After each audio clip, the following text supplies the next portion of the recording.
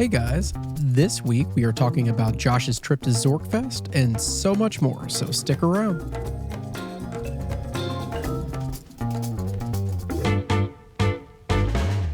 This week's episode is sponsored by Travel Zork Travel. As the whole episode will feature content about Zorkfest 2024, it's going to be presented ad-free, so enjoy.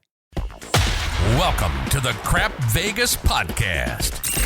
Vegas, here we come. Vegas! Here are your hosts, Chris and Josh. Hello, everyone, and welcome to episode number 67 of the Crap Vegas podcast. I am Chris, he's Josh, and he's currently staring at me wearing a casino robe in Vegas as we speak. If you're a KCS patron and you get to see the unedited feed of this podcast, I put on the robe, the Venetian robe, just for effect. I actually had a shirt on and went and put on I'm a little concerned that he took the shirt off. And just a moment ago, he was flashing me some chest, which is not what I expected today. So, Josh, what's it like? You're in Vegas right now. We don't do this too terribly often. We don't. I knew I was going to be checking a bag this trip, so I packed up all the podcasting equipment and took it on the road with me. Yeah, I think the last time we did a recording where one of us was live in Vegas, I was sitting on a couch in an Aria corner suite, if I remember correctly. I think so too. And then we've done a couple remotes, but one time I forgot my headphones, so I tried to use AirPods, but then there's a delay. So yeah, no, I tried that before too. I actually was talking to Boring Jack and said we were going to be recording today, and he said it's not going to be delayed like it was last time you recorded remotely, is it? And I said no, I've got all my right equipment, so we should be good.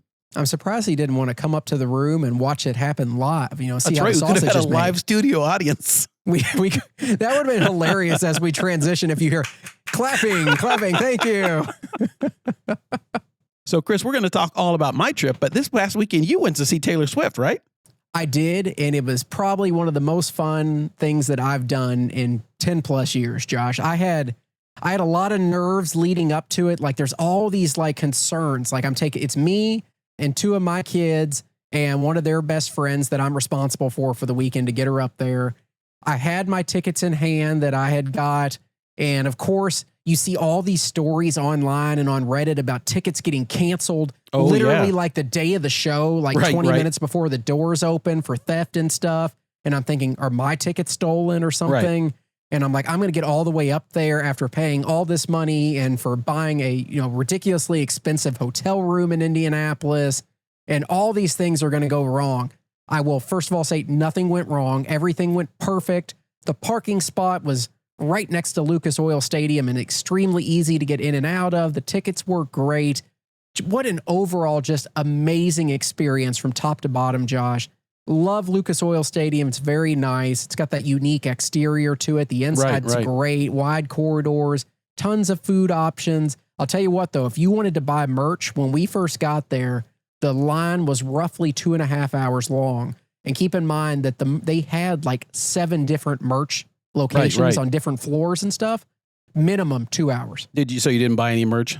I didn't at the time. Right. But what ended up happening was the opener came on about 20 minutes early. Gracie Abrams, she was terrific, by the way. Right. She came on about 20 minutes early. And right as she was finishing up, my daughter and her friend said, hey, we're going to try to run to the merch stand and see what the line's like right now and just make sure we can't sneak in before the concert starts. Mm-hmm. They went all the way down there. They got in line and they started texting me. It doesn't look long. We should be able to get through. And they're texting me throughout this whole process as the concert's getting closer and closer. And Taylor has this very specific intro to her concerts where she plays 2 songs back to back. Right. One of which was Lady Gaga's Applause. I don't remember what the other one was. And when it comes on, everybody gets super excited because they know it's about to start. That song goes off and they start a 2.5 minute count timer on the screen so that everybody sees it counting down till she comes out. My kids got back with 12 seconds left on the timer with merchandise in hand. Well, there you go. So no, it all worked out. The show was absolutely terrific. A little long. Right. As somebody that's used to 2.5 hour concerts, a 3.5 hour concert was a lot. It was. She gives you a lot for your $9,000 or whatever it was. But there's no spectacle like it, Josh. There really isn't. Between the lights and the sound and her engagement and just everything going, I've never seen an audience as captivated with anybody before in my life. She holds everybody in the palm of her hand with every word that she says. it's just pure, just jubilation from everybody that was in the crowd. Everybody's crying. My kids are crying. Her friends crying. Everybody Did you around cry? us is crying. No, I did not. But Josh, I did trade bracelets with at least 50 people while I was there. I had Gotcha. 12-year-old girls coming up to me asking if they could trade bracelets. I got multiple compliments on my outfit for the night that my kid picked out for me.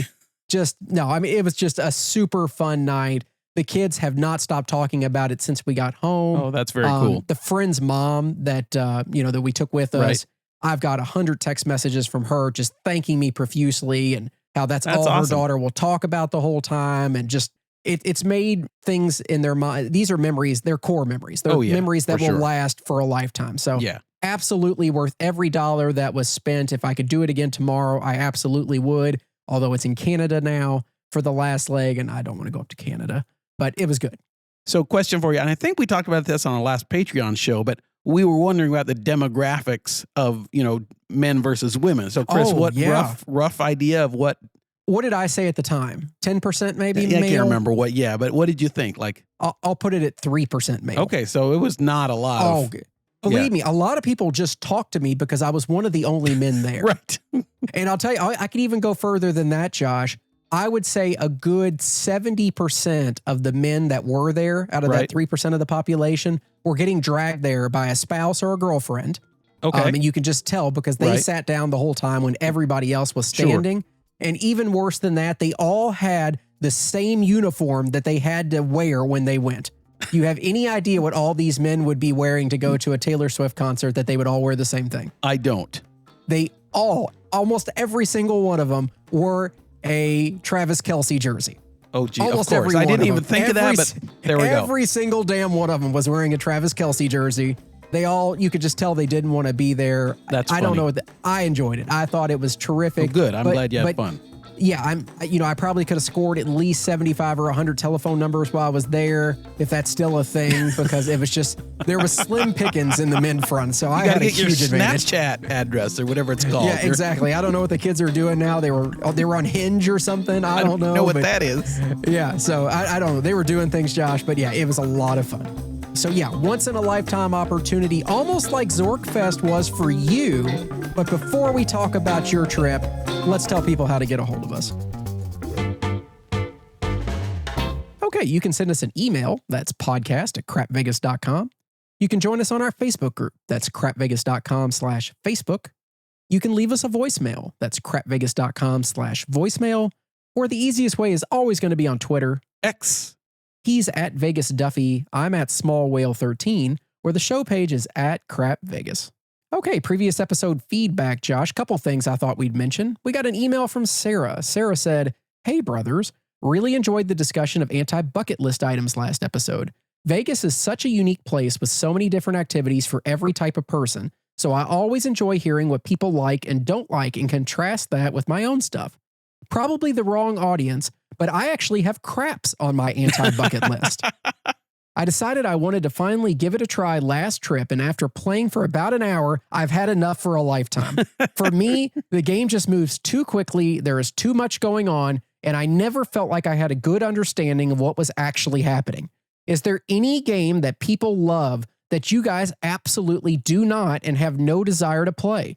Thanks for the show, Sarah."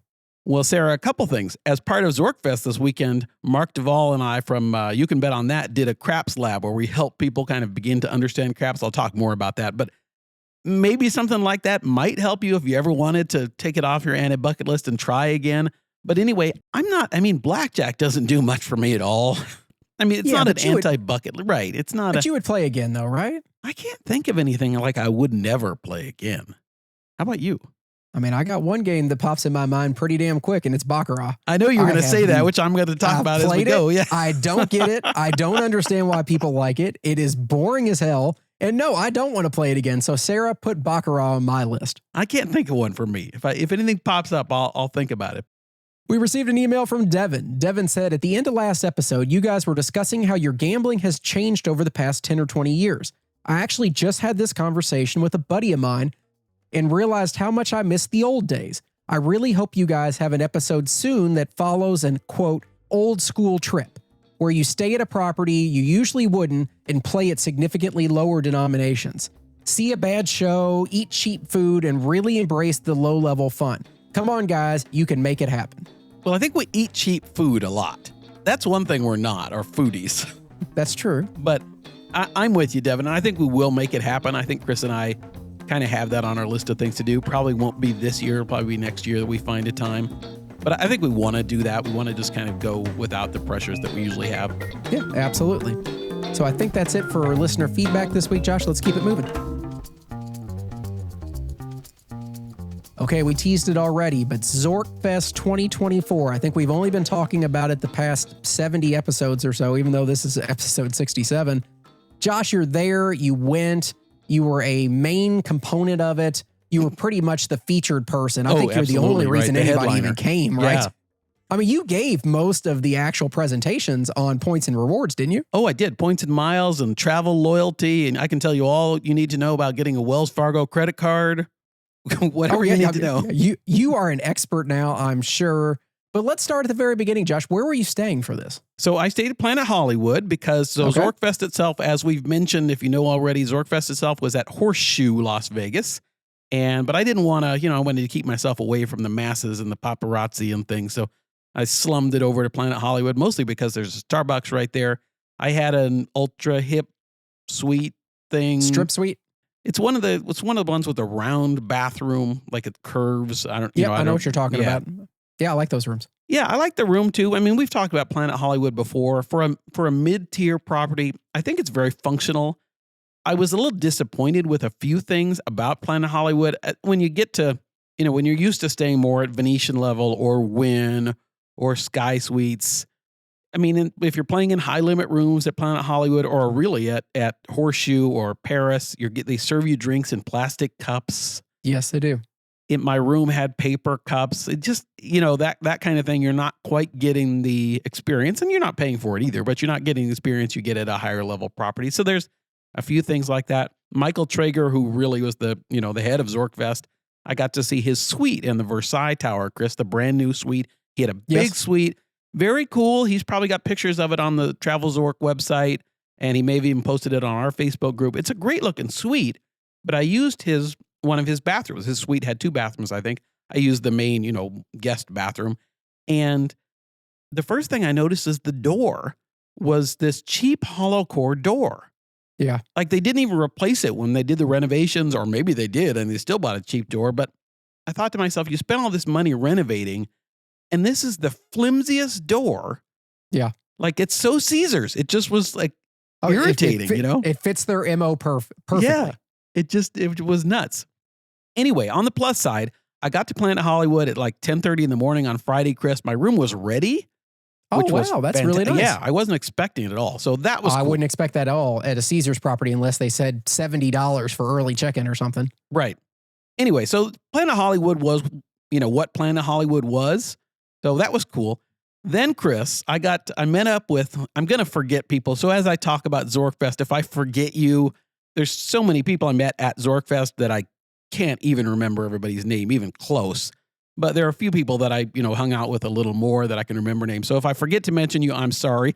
But I did meet up on Friday, Chris, with Trey, listener Trey, James and his wife, Marilyn. We walked over to Ellis Island. Oh, I mean, that's a nice little walk, I guess. I'm sure the weather was at least decent. The weather was decent. I think it was Trey leading us to Ellis Island and took us down. Okay. We were all afraid we were going to get mugged. It was a fairly circuitous route.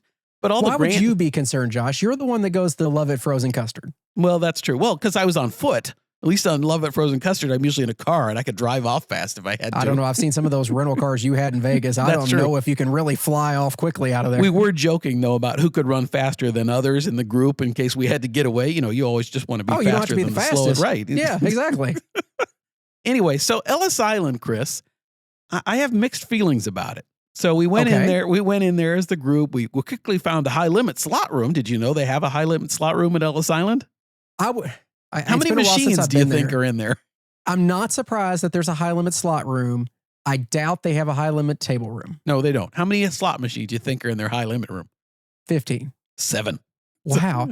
You know what it makes me think of, Josh? You didn't come because you bailed on us. Oh, you're but Diamond Joe Worth. When I went up to Diamond Joe Worth for that event a year and a half or so ago, whenever it was, they had a high limit slot room, and I think it had about 10 machines in it. So right there together. It did have a huff and even more puff, so that was cool. So, of course, what do I do at Ellis Island?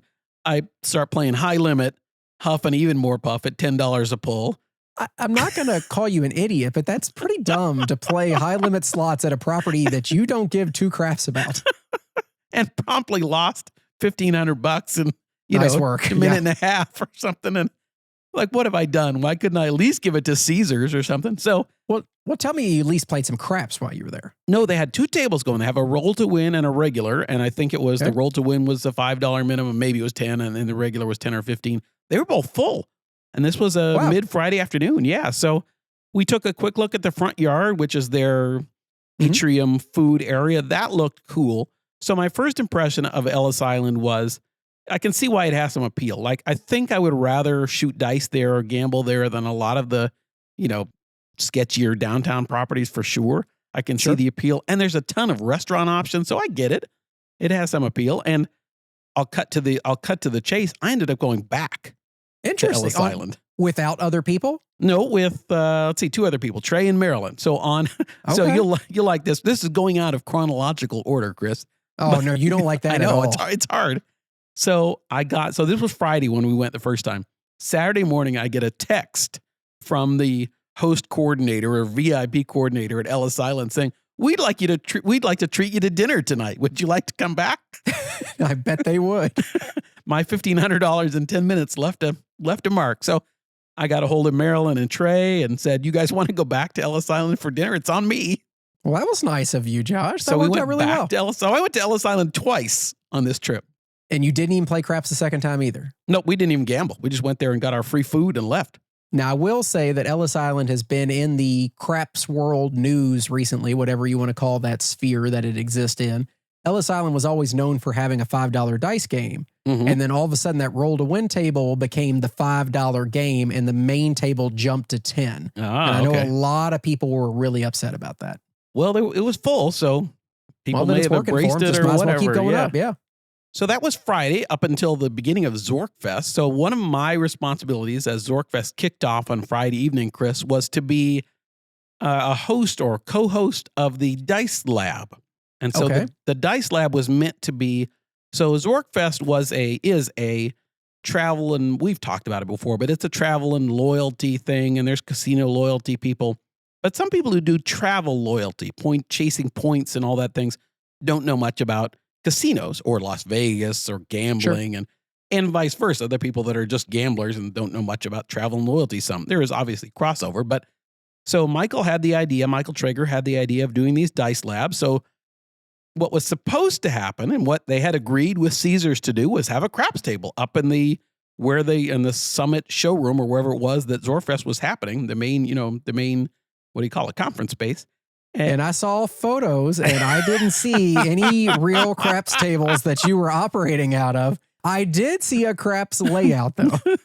So we get up there on Friday night at whatever it was, 7:00 or so, and you see just a craps layout, just this kind of cheapy craps layout over a table. Yep. Danny, who's the Vegas introvert, co-host of the It's Vegas Y'all podcast, was helping Michael. They were doing the administrating, all the setup and things for Zorkfest. Danny was so mad that Caesars said at the last minute they couldn't get a craps table into the freight elevator to bring it up to the showroom. I mean, they're large. Room. I completely understand that. That's why maybe wrongly, I wrongly assumed that you guys were doing this down like on the main floor, somewhere, right, just in a pit that was closed or something. So they were also supposed to have a blackjack table. They couldn't get that up there either, which I would think they could have done that, but they used the same excuse. So not only, Chris, was it just a layout of a craps table for instructional craps, but it was crapless. I saw that too, because I saw some like Post-it notes over top the 11 and 12. They were napkins. Is that what it was? This was we're supposed to be teaching people craps, and they sent us a crapless layout. I mean, the bad part is, Josh, I mean, I know you and I both have taught a lot of people to play craps. And literally, as I'm sitting in my basement right now, looking across from my screen on the other side, I have a craps table in front of me. Yes. It's really hard to teach people how to play a game that involves throwing dice when you can't throw dice. Yes. That makes it very difficult. And it's even worse on a layout that's going to look different than the layout that they would typically play on. Yes. So Mark Duvall from You Can Bet on That and I were the main. Dr. Mike hadn't come up. He was down playing craps somewhere. I think he was at Fountain Blue. He didn't even make it. Put it this way. Obviously, I couldn't make it, but if I was there, I would have been down with Mike at the table while you were leading this with Mark. So I will say that Mark did the bulk of the instruction. I was more of the, absolutely. I was more than happy to let him lead this so he gets all the credit. Occasionally people on my side of the table would ask a question and I could answer, or I could tell Mark to answer the question or whatever. Sure. But Mark led it. So all credit to Mark for taking the laboring oar on this. But so we covered up the craps, the 2, 3, 11, 12 with paper towels so that we got it to look kind of like a real craps table. We put chairs at the end of one of the tables to make it like a wall so people could at least roll the dice and hopefully they'd hit the back of the chairs. Hopefully. So this was really successful. The first night, like all sorts of people were interested in learning about craps. So that was fantastic. And if you're listening, if you're new to the show, hopefully that was worthwhile for you. People really seemed to enjoy it. But Chris, the funny thing was, so we had a lady who was shooting the dice. And as Mark was talking about, what a pass line bet is and odds and we work through come bets and all that kind of stuff. And she made like 6 or 7 points. Oh, and she's not getting anything I know. for it. We're like, could you please come downstairs now? Oh, exactly. Let's move this downstairs and try this on the real thing. She was amazing. Anyway, that was a lot of fun. And that was that wrapped up the kind of opening ceremonies. I didn't get to actually participate in the meet and greet kind of thing because I was with Mark doing this dice lab. So sure, I don't actually know how the rest of it went as far as the opening ceremony of Zorkfest because I was working. I was hard working.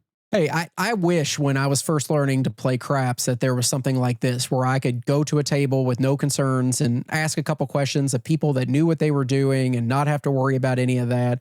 I do wish for their sake it was a real table. Yeah. Because there's just only so much you can do on a layout like that versus a real table. I mean, it's part of learning is understanding here's where the stick stands and here's what it looks like when he's grabbing the dice and pulling them in and here's what he's doing. You guys could have acted as a 2-person crew effectively. Well, and I think that would have been much more beneficial. Yeah, absolutely. And to your point, I mean, there was no stick.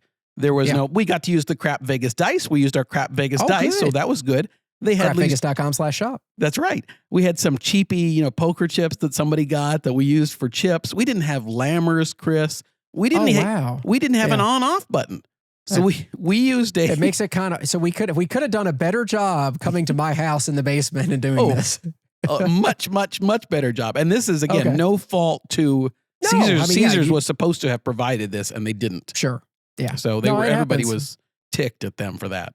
I can completely understand it. So you wrap up the dice labs. What else did you do that night? So Friday night was also the small group dinner to Sinatra at Wynn. Oh, nice. And you love Sinatra. I know that. Yeah. Oh, yeah. I think a few of us, I can't remember exactly, but somehow I ended up with Trey and Marilyn and a couple others. And we were late. Oh, I know what it was. I think I was getting a hand pay and made everybody late. That sounds about right. We didn't start recording today because Josh was busy getting a hand pay. That's true. Anyway, so everybody's on the bus. There were like, I can't remember how many people. I want to say 20 people or so going to this dinner. And Michael had a party bus with a stripper pole and everything in it. Okay. And everybody's waiting on the bus except for me and Marilyn and Trey and whoever else it was that were late because first I made us late with the hand pay and then we couldn't find the bus. So anyway. That happens. Yeah. We held everybody up. So we made it to Sinatra. And one thing I hadn't mentioned, Zorkfest this year was sponsored by Jack Daniels. And I don't know if you know the tie-in between Jack Daniels and Frank Sinatra. That was, Frank Sinatra was a Jack Daniels drinker and really brought the brand to prominence, to more prominence. Like his drinking of Jack Daniels grew Jack Daniels immensely. So there's this big tie-in. So it made total sense to have this dinner with Jack Daniels as a sponsor at Sinatra and that whole thing. So at the dinner, Chris, were 2 Jack Daniels. There's a guy that just talks about Jack Daniels all over the country. So we had 4 tastings of different Jack Daniels. Is it whiskey? Bourbon? What is it? It's whiskey. It's not bourbon. I didn't want to be mean to a sponsor, but as a Kentucky resident, we do not like Jack Daniels. It's not bourbon. It's whiskey. It's from that shitty state of Tennessee. Hopefully we have no listeners there. Trey is. Oh, sorry, Trey. It's Tennessee sings. No, we don't like Tennessee whiskey at all, Josh. Keep that crap out of our stores. So you wouldn't have had fun at the. You just would have been making fun of the sponsors the whole time. So they were talking throughout the dinner about Jack Daniels, and we had kind of 4 tastings of different Jack Daniels varieties. I don't even know what they all are. One is Old Number 7, and then I got lost in all of the Jack Daniels. We had Sinatra Smashes as our, main cocktail. I'm not going to go into the dinner, the food specifics, because A, it was a special menu that we had. So if you were to go to Sinatra, you might not be able to get it anyway. And second of all, I don't remember what we had. I had a top sirloin. I think that was fantastic. I will say that everybody loved the food. It was really good. As we like Sinatra a lot, and you'd expect it. So it was funny, Chris. So we each got one drink with our meal. I had a Sinatra Smash. Most people had those. And Karen from 360 Vegas was at the other end of the table. At one point, she has a glass of champagne or something like that. We're like, where did she get that? Well, she went out to the bar you had to go out to the bar. You're kind of on your own to get another drink. So we, of course, went out, and I got a nice raspberry lemon drop made for me. Did. $30 raspberry lemon drop at the Sinatra bar. So it wasn't cheap, I'm sure. Came with a sidecar, though, so that was nice. Nice. Anyway, that dinner we went until midnight on Friday night at the dinner, then wrapped up, and it was off to Zorkfest on Saturday morning. One thing I did see, Chris, I went down to the Starbucks at Planet Hollywood on Saturday morning, and right away I spotted people that looked like Secret Service. Ooh, interesting. Yeah, and so I went up to a guy, because that's what I do, and I said, "Are you Secret Service?" and he said yes. Is it like a police officer? Did they have to identify themselves? Well, I didn't want to say it, but you asked me, so I guess I have to confirm yes. And I said, "Are you allowed to tell me am I allowed to ask who you're protecting?" And he said, "You're allowed to ask." That doesn't mean I have to tell you anything. Anyway, there were a lot of Secret Service agents. I'm assuming it was one or another of the presidential candidates or their protectees or something like that. It was kind of cool to see Secret Service agents hanging around Planet Hollywood. That is pretty cool. Yeah. So then it was up for another session of the Dice Lab on Saturday morning. Mark did most of the leading on that. In fact, I was even late to that because I was out late at Sinatra. Yeah. Yeah. One thing though, Chris, I got Trey dragged me to play some dice. So I went over to Trey, this is at Planet Hollywood on Saturday, and lost. It was one of those sessions where you lose your bankroll in 10 minutes on craps. Yeah, everything's 0.7 or couple craps numbers, then 7. So I lost $2,000 really quickly, and Trey stayed there at the table and kept playing, toughing it out. And I went over to the high limit slot room at Planet Hollywood, quickly hit a hand pay for $2,000, sent a picture of Trey. I made back my losses in 5 minutes. Cha-ching, thank you. And he sent me a picture of flipping me off. Very nice of him. Yes. Now, Saturday, Josh, is this when the Podcasters After Dark panel was taking place? So it sure is. So after dinner at Ellis Island, when we went for our free dinner, by the way, it was at their little pub thing. It was good. It wasn't great food, but it was free. Dinner for 3 was under $100. Yeah, and that's what they had given me. Yeah. So that was nice. So then we went back and did some pre-funkin'. Met up with, let's see, Eric Rosenthal and Stacy, and then there was Trey and me and Marilyn. I think Sean came by and probably a couple others. And at the little video poker bar there at the front of Horseshoe. And, just got some drinks. I made everybody drink pink drinks. We had some raspberry lemon drops. Of course you did. Yeah. I mean, you're an influencer, Josh. So whatever you drink is what everybody else wants to drink too. Yes, it was. And I think I had 4 before the start of the Podcasters panel. Yeah. Crap Vegas. It's so good. So the best part though of that video poker session is all of a sudden we hear a whoop, and it's holy shit! I hit a royal flush, and it was Trey. Look at the luck that you bring to people, Josh. That's it. That's amazing. Trey hit a royal flush right there, a single line video poker, his very first royal flush ever. So got to witness that. Congratulations, Trey. We're happy for you. Yeah. So we all got a little lubed up and headed up to the podcaster panel. The podcaster panel was, let's see, Sonia from the It's Vegas Y'all podcast, Karen from 360 Vegas, me and Mark and Dr. Mike. And I think that's it. And then Danny was moderating us. No, you left somebody off, I have a feeling. Who? The worst member of the panel. I did. That did, darn it. No wonder you left him off. I mean, Josh, I didn't see photos, videos, or anything, and I didn't even talk to you about it. But even I knew poor Adam Bauer was supposed to be on there. I even have in my notes, Sonia, Karen, Dr. Mike, Mark, Josh, ... Adam. There you go. See, I forgot the Adam. I you forgot didn't the get past the ... Okay. That makes perfect sense, though. Yes, it does. So I was already 4 or 5 lemon drops in. They brought them for us. They brought drinks to the panel too. So we were drinking during the questions.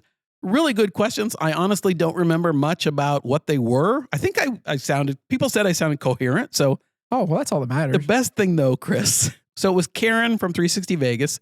It was her birthday. Okay. So all of a sudden, somebody in the audience gets up and says, I'd like to wish Karen from 360 Vegas happy birthday. And in a couple days, it's Josh's birthday. Is it? No. I didn't think so. Like, I'm usually on top of these things. And everybody starts clapping and then they start singing. Oh, dear. And I was like, what the hell is that? And apparently I was so drunk that I forgot my own birthday. I kept a straight face. Well, I thought that this was one of those, you prank somebody and, on an airplane and say it's so-and-so's birthday. You get the plane to sing. And I thought that's what was being done to me. Well, apparently this person had heard it was somebody else's birthday. And for whatever reason, I'm not going to name names, but that person had been drinking with us at the video poker bar, thought that it was my birthday. Honestly, thought that it was mine. A little bit of telephone game gone wrong here. Yes. So anyway, that was the highlight for me, was like, this is not my birthday. I don't know what the hell's going on. Well, I'm sorry it wasn't your birthday, but overall, it sounds like you had a great time at the panel. I'm sure everybody else had much more coherent, engaging content than what you shared with people, but that's okay. Yes. So let's kind of just move forward on. There wasn't much more after the panel. We'll move on to Sunday. Sunday was kind of the highlight from the craps perspective, from my perspective, and it was coffee dice. Okay. This was, as part of Zorkfest, you could sign up to be one of, I think we had 14 or maybe 16 people that had signed up to play coffee dice with us at Horseshoe on Sunday morning. This was 8 o'clock in the morning on Sunday. So if we had stayed up late Saturday, which we did after the podcaster panel, had to be there reporting for duty at 8 o'clock. Turns out I was there at 6 a.m. on Sunday morning. Of course, to get ready for coffee dice. So I met Michael Traeger down at the Horseshoe in the lobby to figure out how to do the logistics for getting all this set up to make sure we had places for everybody and everything for coffee dice. So we had our list of our 16 people, and they had paid $100 in advance, which they got back. But that way, to kind of guarantee that they showed up, they paid $100, and then we gave them a black chip as they got there. Okay. So we found the floor supervisor, and we said, so we have a reserve table, and she said, you do? Not a good start. No. And she said, nobody told me anything. Then she's looking at her sheets and she said, I have 2 crews coming in at 8. So there's going to be opening 2 tables at 8. And we're like, is one of them for us? She said, I don't know. I just know that I have 2 crews coming in at 8. They usually don't come in at 8. Okay. Like, well, that's a good sign, I guess. I mean, yeah, we're heading the right direction here, I guess. She said, but I don't know what they're for. I have 2 crews. They're opening up 2 tables at 8 that aren't usually open. Okay. So she said, let me call whoever. And then she said, sure enough, those are your tables. So we had 2 tables. We thought we would only have 1. We had 2 tables, 2 crews. So Michael quickly sent out a blast email saying if anybody else wants to join, we have space that we didn't expect. So then the crews come and they both of these dice pit crews set up at 2 crapless tables. Okay. Not ideal for a morning crap session, but that's okay. I kind of jumped into this point and said, is there a way they had another unused regular table. I said, is there a way we could do 1 regular and 1 crapless? That would make sense to me. So they said, of course, we have to get on the phone with supervisors and everything like that. It's a whole hullabaloo, yeah. And then finally they did. So they were able to have 1 regular table and 1 crapless. Way to step in there, Josh. You really saved the day. I know. I took the lead on that one. Nice. So then I had to ask who wanted to be crapless and who wanted to be regular. And I gave the people that had signed up in advance first priority. I made Michael Traeger play crapless with me because he'd never played crapless. Mark and Dr. Mike were on our table. Let's see, Adam Bauer was on our table. Trey was there. Marilyn was there. Sean was there. Forgetting lots of people. Sorry about that. The regular table, I didn't spend a lot of time over there, but we were competing against them. They would cheer and we would yell boo across the casino. Nice. We weren't doing very well on crapless, so we were just trying to Yeah. throw You try as to make much yourself hate feel their better. way as Yeah. we could. Yeah. It was much more fun than the year before. Okay. For a couple reasons. The table, because we had 2 tables, we were able to spread out just a little bit. We had 10 on a table or 10 or 11, whatever, instead of packed in at 16. Better than 14 or 16. Yeah. Yeah. And the crew was better because when we had done it last year at Tahoe, they weren't bad, but they weren't great. And then when we did it a few years ago at Plaza, that was really bad. So these were 2 really good, experienced crews. And we played better. We lost. It wasn't a great crap session, but like Mark had a great roll. So we played for about 2.5 hours on our initial buy-ins and things like that. So it wasn't awful. Was it like a $15 table or something? A quarter. We made it a quarter. We had free reign. We could make it whatever we wanted. We'd said it was going to be a quarter, so we left it a quarter. And then it was a Baccarat lab, your favorite game, a Baccarat lab. I hope you didn't have to go to that. Or not lab. I guess it was just Baccarat session. So Yeah. I played Baccarat for the first time. Congratulations. Now you don't have to play anymore. It can be And on this your was anti-bucket list. You've done it once and you're done. Yes. This was a squeeze game. Squeeze means you can bend the cards, I guess, right? Is that the you idea? get to handle the cards. Yeah, I think so. Yeah. So it was a $25. I don't see how that makes it any more fun than a normal boring Baccarat game. Having done it now, the only way I think I would want to do it would be being able to bend the cards and all that kind of funkiness. Doesn't change anything, Josh. So this was all Zorkfest people. So Chris, I had a sleeve of our dice, of the Crap Vegas dice. And so I broke them out at the Baccarat table. Nice. So when it was my turn to do something with the cards, I would roll the dice in front of me for no reason whatsoever. You're like, what's wrong with this guy? And then peek at the cards, and then I'd roll a die. And, Baccarat is all about superstitions and things. So I made that my superstition. It was probably fun. no stranger than what anybody else does at that table. Right. I think I won, a couple $100 or something. It was. Is it a game that you want to play again, Josh? I would play, what do you call it? Like I would play Pai Gow. I would play Baccarat. So if I were just going to sit at a table and drink with friends, I think it's a fine game to do that. When was the last time that you played Pai Gow? Last time I was in Vegas with my golfing buddies for like 20 minutes or something. Yeah. Not very often. Okay. I can understand that a little bit. I still think it's pretty stupid, but hey, you know what? To each their own. If you like Baccarat, go crazy. So let's see. Other than that, so that was pretty much the end of Zorkfest. That took me at least until like noon or a little later than that on Sunday, and then headed off to where I am now at Venetian. Okay, Josh. Well, I do have a couple more notes that you prompted me with via text message at certain points throughout your trip. Yep. One says free play hand pay. So it sounds like when you got to Venetian, they hooked you up with a ton of free play after your last trip, and it really paid off for you. Yes, they liked me. They liked me. I shouldn't say it in past tense. They still like me. They like me enough. They gave me good free play. So Chris, we get over here. Marilyn is also over here. We check in, all that kind of stuff. She got to check in. I let Marilyn grace the VIP check-in area with me. Did you say she's with me? I did. I did. Shuffle her in a little bit. Come on. And they had a little bit of a line to check in.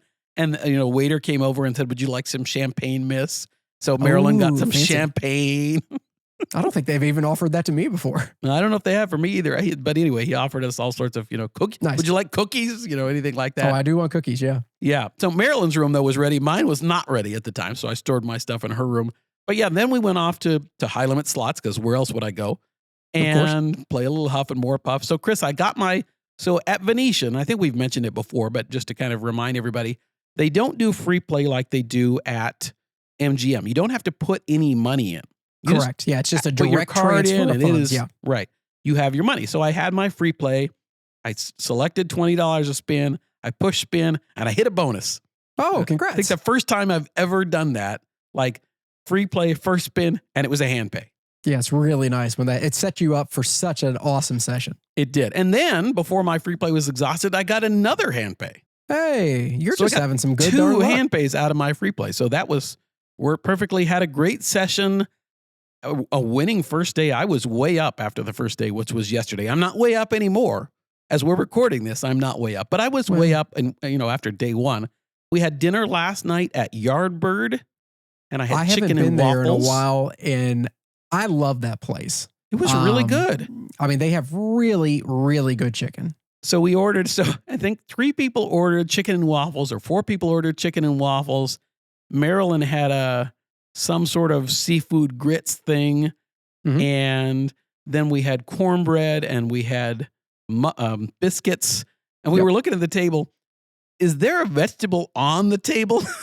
And there was Josh, no you're- vegetable on the table. You're eating some good Southern eating. You don't have to have vegetables. I would be perfectly fine with that meal. Is okra a vegetable? It is. Because they were Was out it- of okra.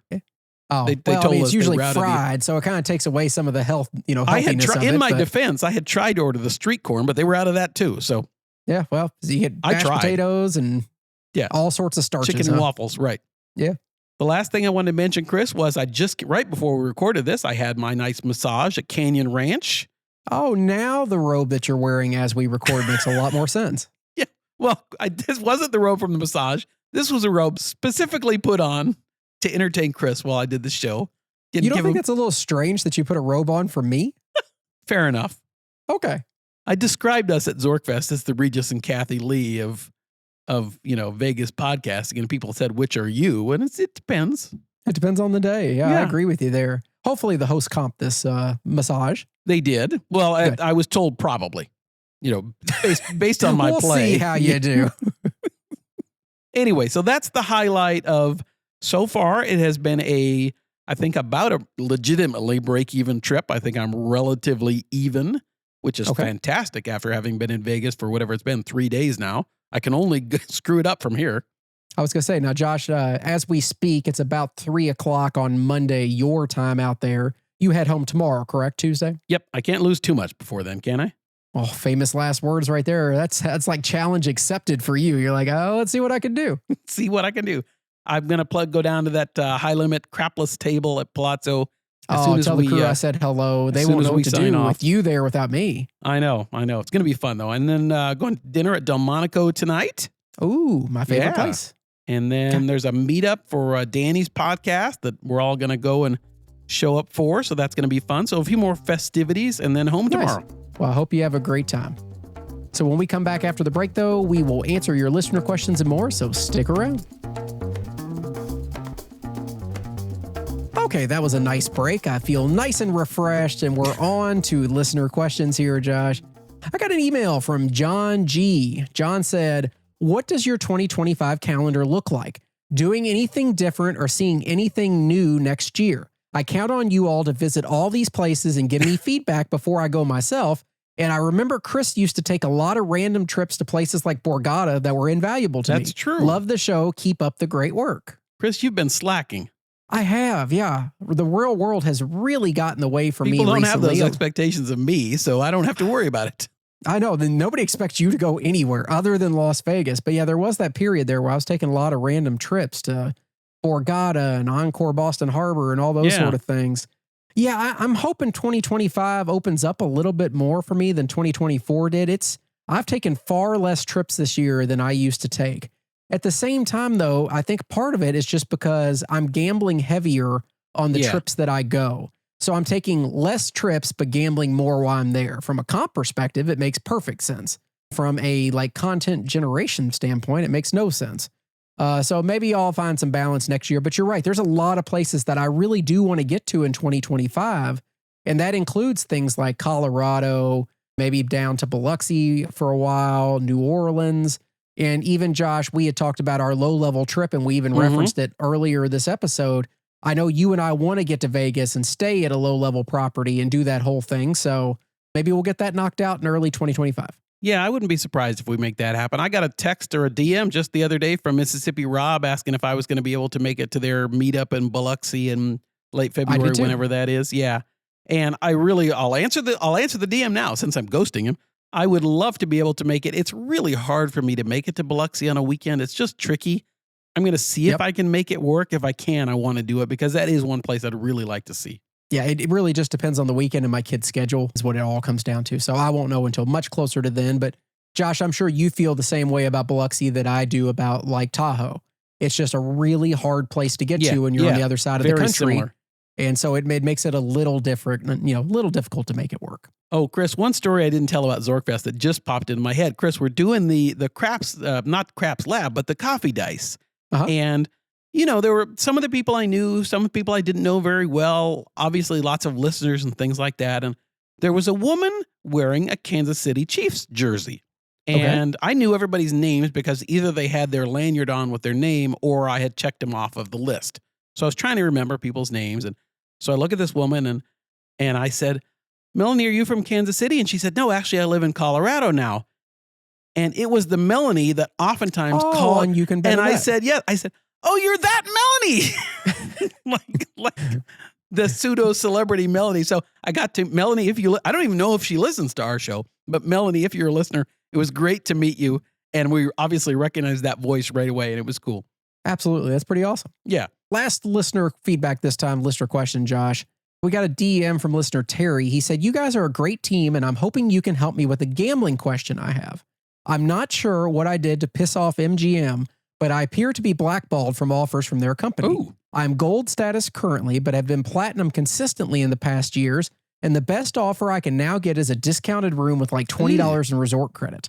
I need a new home and need your recommendation. My average table game play is $200 to $300 a hand or roll, and usually bring about $5,000 for slots on a trip. Would you recommend I give Wynn a try, Venetian Palazzo, maybe Resorts World? I feel like Caesars isn't a great pick here. Appreciate your thoughts as I'm struggling to make a decision. So Josh, he wants us to push him in the right direction. What would you choose for a player like that? Yeah, thanks, Terry. I'm biased right now because I really like the place, but I think Venetian Palazzo. I think you could probably get comped at Wynn, at least close to comped at Wynn with playing at that level. It might be close, but I'm almost positive you could at Venetian Palazzo. And it is a step down. It is a step down from Wynn. Almost every place is, but as I've said before, one of my favorite things about it now that I'm here is I think it has an appeal for almost everyone. And so you don't need to be at Wynn level. If you're just a little bit down, I think you can really enjoy Venetian Palazzo. You can obviously find table games limits that are appealing to you.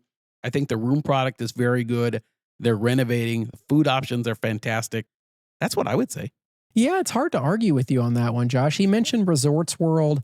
I'm not a huge Resorts World fan. I don't like their Players Club at all. There's some things that hold me back from that property. And I do like the Venetian Palazzo. You got 2 different casinos to play in, which is really nice. You have options, and that walk between's not bad at all. So at least gives you a little bit more. I don't know if I would go the Wynn route because you're just not going to get as much out of them, but it is by far the best property and best place to play. I'm with you on the Caesars. I would definitely not go with Caesars with that kind of play. I would probably end up at Fontainebleau before I'd end up at Caesars, and I'm not a Fontainebleau fan. And Chris, I will say that I was told that Venetian slot machines are the loosest on the strip. Oh, well, it's got to be official. You have to ask me who told you that. Who told you that, Josh? The slot attendant. Oh, well, she has no incentive to lie to you, so I'm sure that's correct. It's got to be reliable data. Okay, Josh, I think that wraps up our listener questions this week, so let's keep it moving. Patreon. That's patreon.com/crapvegas. What's new over there? Well, Chris, we have a couple different things. As we were preparing for Zorkfest last week, we launched our episode. What is it? What's the number of CVTV? We had our CVTV show, and I think it's the 7th one, maybe. 7th Takes All Sorts is the episode of Casino Confidential. So most people know this already, but if you don't know, over on Patreon, once a month or so, Chris and I are kind of live streaming, but it's not live. We record it. An episode of Casino Confidential, which was a show from 2012 or 2013, takes place at Binion's in Vegas. And we watch that and talk about it as we're watching. It's kind of a fun way to see Vegas and that kind of thing back in the day. Mm-hmm. We also did our Fading Crap Vegas show, which is our sports betting show that we have over on Patreon. We encourage you to not take us too seriously on that. We don't take ourselves seriously. Although I did finish 9-1 against the spread in 5 college games and 5 pro games. So we got to get that in this last week. But I had a lot of people, Chris, at Zorkfest that mentioned that they're not sports bettors, but they enjoy Fading Crap Vegas. So that's what we're going for. It's not, I'm not much of a sports bettor. Chris is a little more than I am. No. It's just, we just have fun with it. No, we take it seriously, but we have fun with it. We do. We put a lot of research in. That doesn't mean you're good at it. No. But as results show, except for 9-1. It's a fun, quick show. I think it's an easy listen. People seem to enjoy it, so we love doing it. I will say that Casino Confidential episode, it had everything you can want in an episode. It had Oscar Goodman. It had strippers.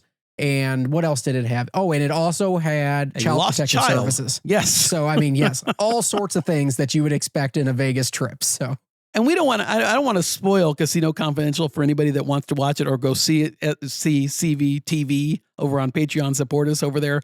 But this boy was lost for like 3 hours before anybody said anything on this show. And it's really disturbing. And nobody seemed to care. No. I'm not going to lie.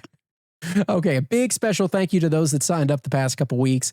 That's Walla Bills, Mike Dice, Seeing Blue, and that guy with an annual KCS subscription. So thank you to all of you. We really appreciate it. I think I saw that guy at Zorkfest. Oh, nice. No, I'm just kidding. I saw a guy. Oh, I don't think it was that guy. It could have been that guy. It Maybe could it have was been this that guy. Thank you guys. All of you guys. Yeah.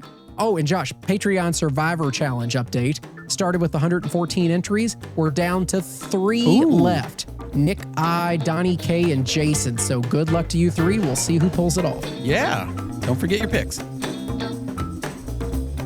Upcoming trips. Josh, we got our trip together right back to where you're sitting right now to Venetian Palazzo for F1 weekend. That's November 22nd to 24th. I'm really excited about that. It's killing me every day not to be in Vegas while you're out there. And I keep thinking I'm going to take a trip between now and then just because I really want to get there. But then I feel like I'll just throw some money away I shouldn't. So I'm trying desperately to hold off, although I did consider it for this weekend again. Well, that's funny. It's a little hard, Chris, on this trip because I'm doing some different things, but I am comforted by the fact that knowing in just like 3 weeks, it'll be back to a more normal Vegas trip. So I'll be able to enjoy, some of the things I'm missing this trip. So I don't have to be too far away from missing things. A friendly reminder to subscribe and leave a review on your favorite podcasting app and to visit our merch store. That's crapvegas.com/shop. As we mentioned on our last episode, we have some extra CV tumblers we're trying to get rid of. I've gone through about half of what I have, so you can still get a tumbler for $10 if you'd like one, or if you place an order for any of our shirts or dice or anything like that, I'll throw in a tumbler in your order for free. So just get on over there to get those ordered. And Josh, I know everybody's going to be extremely excited because this week there's no big wheel. There's not. Well, I mean, you told me you didn't have time to put it together. No, I'm in Las Vegas. Because you're busy Vegasing. I didn't do a big wheel. So hopefully I've gotten a lot of positive feedback on the wheel, Chris. Oh, good. Was that the number one conversation topic when you've been in Vegas this week? Pretty much, yes. Mark Duvall loved the Lucille Ball to EDC story. You too. Maybe you and Mark should do a show, and Mike and I will do a show. He said as he was listening to that, he was trying to figure out where it was going to go. Uh-huh. Is it going to go to as hell had no idea where it was going. In fact, it got there, and I still didn't know where it went to. Anyway, so no wheel this week, everybody. Hope you're okay with that. Oh, I'm perfectly fine with it. But Josh, anything else you have before we get out of here? I know you want to get back down to the tables. Yeah, I got to go and spin the wheel. Speaking of, I was just going to say, Chris, huh? Yeah. Oh, yeah. I thought about doing this show from the fancy shower that I have in my Venetian room. Yeah, the echoes wouldn't be bad at all. That was the only thing that stopped me. Was I was going to drag out the little end table or something and set up my equipment in the shower. You know what you should have done? What? You should have taken your podcasting equipment downstairs into the Palazzo High Limit Room. There's a bunch of nice couches right in the middle and tables. You could have set up there right in front of the High Limit Crapless table. I wonder when security would have come. No, and then when the dealers go on break off the table you're not playing at, you could interview them as they come through. Get like a little 3 or 4 minute interview. I don't know if that would have gone over very well. I like the idea, but we'll save that for maybe we'll do it for F1. I'm trying to be creative here. We'll be man on the street for, yeah. Yeah, it's Billy on the street next time we go to Vegas together. So, Josh, this has been a ton of fun. I hope you have the best of luck for the rest of the day. And to all our listeners, thank you so much. We really do appreciate it. Hopefully you had fun at Zorkfest, and we will talk to you all soon. Yeah, thanks for your support, everybody. Bye-bye. Vegas, here we come. Thanks for listening to the Crap Vegas podcast. Have you ever been to Vegas? Check out all our recent news and our Vegas trip calendar by visiting crapvegas.com. See you in Vegas. I think it's the first time I've got through that in about 5 or 6 months without some sort of mistake. Yeah, that's true. Look at that. God, consummate professionals. Here we are. Oh, absolutely. Okay, Josh. I think that. And Josh, I will say. What was I going to say? I had something on my mind. You will say. Oh, I got it. So much for not screwing up. Yeah, well, got cocky. That's what happens. That's right. Computer, how many entries are there for Darmok? 47.